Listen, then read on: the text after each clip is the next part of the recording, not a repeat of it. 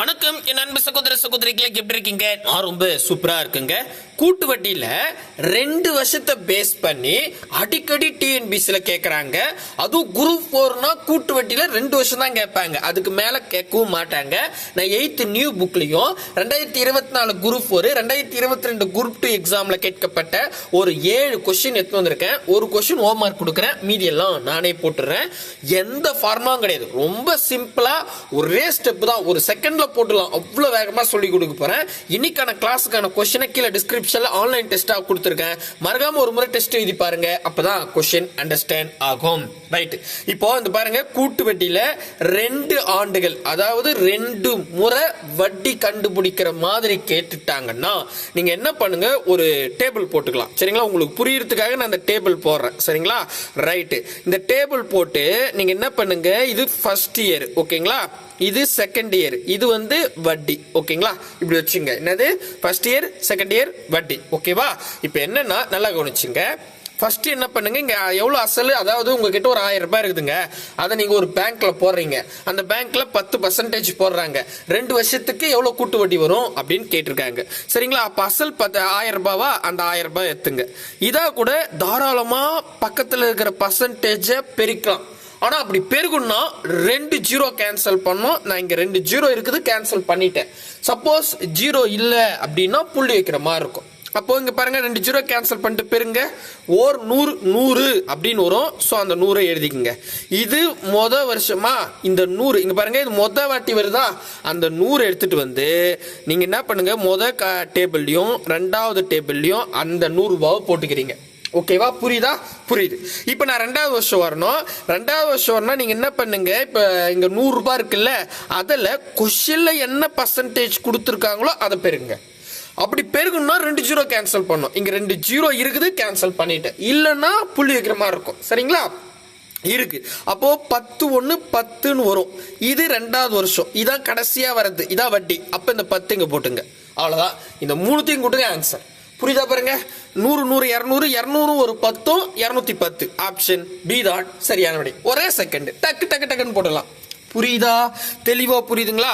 Sir கொஞ்சம் புரியல sir, வாங்க அடுத்த கேள்வி தெளிவா புரிஞ்சுக்கலாம். இது பாருங்க, இது டிஎன்பிசில நிறைய வாட்டி கேட்டிருக்காங்க, 8th நியூ புக்ல இருக்குது. சிம்பிளான ஸ்டெப் தான். நீங்க என்ன பண்ணுங்க, ஃபர்ஸ்ட் நீங்க கூட்டு வட்டியான்னு பாத்துங்க. என்ன கொஸ்டின் படிச்சிடுறேன். அசல் ரூபாய் 4000, ஆண்டு வட்டி R = 5%, N = 2 ஆண்டுகள், ஆண்டுக்கு ஒரு முறை வட்டி கணக்கிடப்படுகிறது அப்படின்னு சொல்லிட்டாங்க. சோ வட்டி தான் கேட்டிருக்காங்க. சரிங்களா? இப்போ நல்லா கவனிங்க, இதுல வந்து 2 ஆண்டு, அதாவது வட்டி 2 முறை கணக்கிடுற மாதிரி வந்துட்டாவே நீங்க என்ன பண்ணுங்க, முதல் உங்களுக்கு புரியறதுக்காக இந்த டேபிள் போடுறேன். பட் இந்த டேபிள் போடணும்லாம் அவசியம் கிடையாது, ஜஸ்ட் உங்களுக்கு புரியணும் அப்படின்றதுக்கு தான். ஸோ இது ஃபர்ஸ்ட் இயருங்க, இது 2வது வருஷங்க, இது கடைசியா வர வட்டிங்க அப்படின்னு வச்சுங்க. சரிங்களா? இதுல என்னன்னா, அங்க பாருங்க, ஃபர்ஸ்ட் என்ன கேட்டிருக்காங்கன்னா, உங்ககிட்ட ஒரு 4000 ரூபாய் இருக்குது, அதை ஒரு பேங்க்ல போடுறீங்க, அவங்க 5% கொடுக்குறாங்க. 2 வருஷத்துக்கு தனி வட்டி என்னன்னு கேட்டிருக்காங்க, சாரி கூட்டு வட்டி என்னன்னு கேட்டிருக்காங்க. ஓகேவா? அப்போ இதுல 4000 ரூபாய் அசலா, அந்த 4000 எடுத்துங்க. அசலா கூட தாராளமா பர்சன்டேஜ் பெருங்க, பர்சன்டேஜ் வந்து 5ன்னு கொடுத்துருக்காங்க. ஸோ இப்போ என்னன்னா, அசலா கூட பர்சன்டேஜ் பெருகுன்னா 2 ஜீரோ கேன்சல் பண்ணும். இங்க 2 ஜீரோ இருக்குது, கேன்சல் பண்ணிட்டேன். இப்ப பெருகலாம். சரிங்களா? எப்பவுமே ஞாபகம் வச்சுங்க, அசலா கூட பர்சன்டேஜ் பெருகுனா 2 ஜீரோ கேன்சல் பண்ணும். சரிங்களா? இல்லைன்னா 2 ஸ்தானம் தள்ளி புள்ளி வைக்கிற மாதிரி இருக்கும். ரைட்டு. அதுக்கப்புறம் 4 5 20, இந்த 0 போட்டா 200 ரூபான்னு வரும். இது வருஷம் வருதா, இந்த 200 ரூபாய் எடுத்துட்டு வந்து நீங்க என்ன பண்றீங்க, முதல் காலத்திலயும் 2வது காலத்திலயும் எழுதிங்க. ஓகேவா? நெக்ஸ்ட் இப்போ அடுத்த 2வது வருஷம் வரணும். 2வது வருஷம்னா இப்போ 200 ரூபாய் இருக்குல்ல, அதான் கூட கொஸ்டின்ல என்ன பர்சன்டேஜ் கொடுத்துருக்காங்களோ அதை பெருக்குங்க. அசலா கூட பர்சன்டேஜ் பெருக்குன்னா 2 ஜீரோ கேன்சல் பண்ணோம், 2 ஜீரோ இருக்குது, கேன்சல் பண்ணிட்டேன். அப்போ I2 10ன்னு வரும். ஸோ 2வது வருஷம் நமக்கு 10ன்னு வருது இல்ல, இந்த 10 இங்க போட்டுருங்க. ஸோ இதை 3த்தையும் கூட்டுங்க, ஆன்சர் 200 200 400 400 ஒரு 10 410. கரெக்டா? வாங்க பார்க்கலாம். இந்த பாருங்க, பர்ஃபெக்டா இருக்கு. ஒரே செகண்ட் தாங்க, அருமையான ஷார்ட்கட், ஈஸியா போட்டுடலாம். தெளிவா புரியுதுங்களா?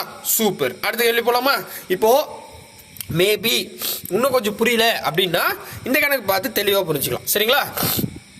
இது 2022 டிஎன்பிசில கேட்டிருக்காங்க. அசல் ரூபாய் 12600, ஆண்டு வட்டி R = 10%, n ஆண்டுகளுக்கு ஆண்டுக்கு ஒரு முறை வட்டி கணக்கிடப்பட்டால் கூட்டு வட்டியை காண்க அப்படின்னு சொல்லிட்டாங்க. சரியா, புரியுதுங்களா? ஸோ உங்ககிட்ட ஒரு 12,400 ரூபாய் இருக்குது, அதுக்கு வந்து 10% வட்டி கொடுக்குறாங்க. 2 வருஷத்துக்கு கூட்டு வட்டி எவ்வளோ அப்படின்னு கேட்டிருக்காங்க. கரெக்டா?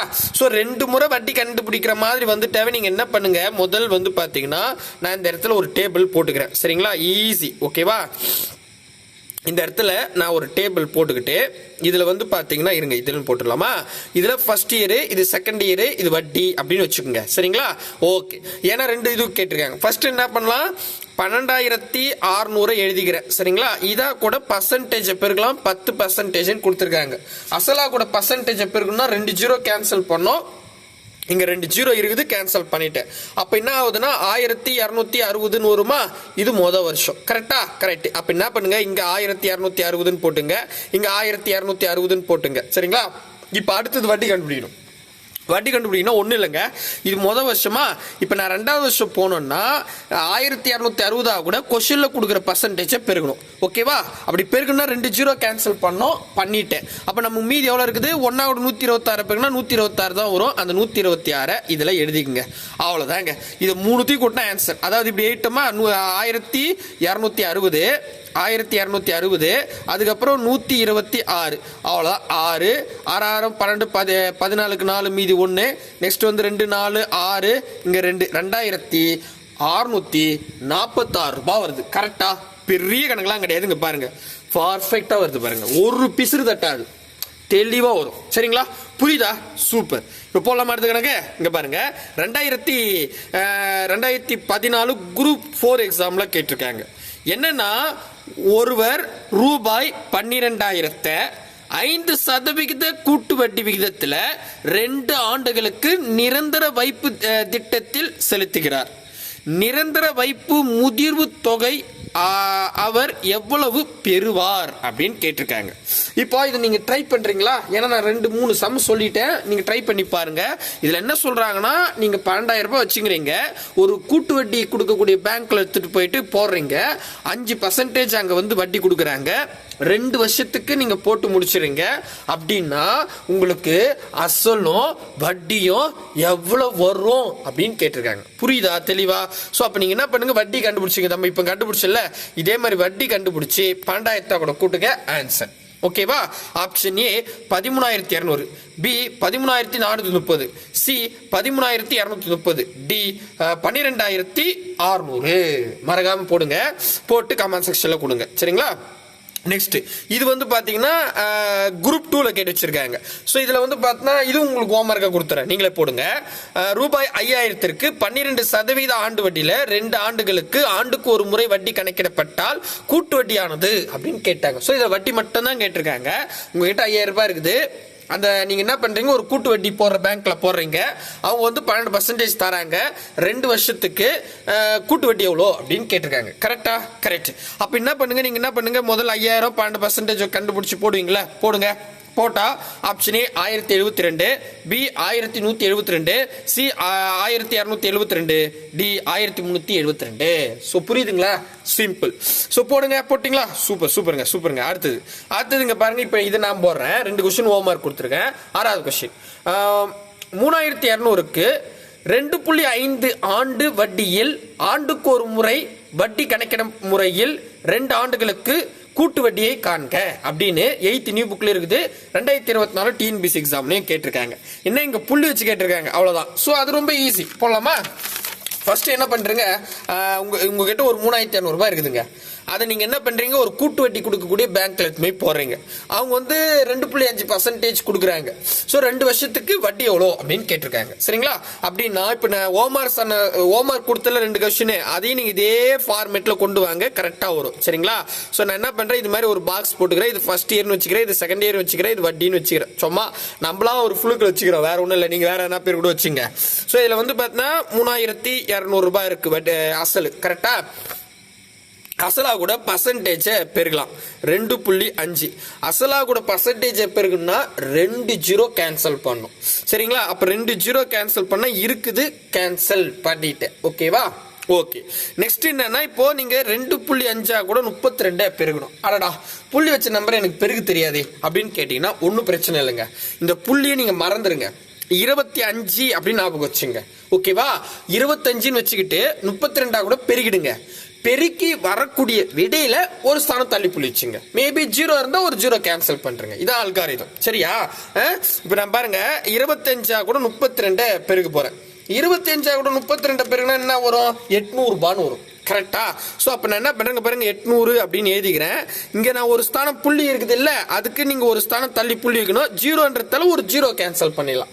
சப்போஸ் இப்போ 85ன்னு வருதுன்னு வச்சுங்க, ஒரு உதாரணத்துக்கு 8.5ன்னு ஆன்சர் போடலாம். பட் 80ன்னு வருதுன்னு வச்சுங்க, அது ஒரு 0 கேன்சல் பண்ணிடலாம். ஓகேவா? அப்போ நான் என்ன பண்ணுறேன், 800ன்னு வருது, அப்போ நான் ஒரு 0 கேன்சல் பண்ணிட்டேன், 80 ரூபான்னு கிடைக்கும். ஸோ அப்போ மொதல் வருஷத்துக்கு எனக்கு வட்டி 80 ரூபான்னு கிடைக்குது. கரெக்டா?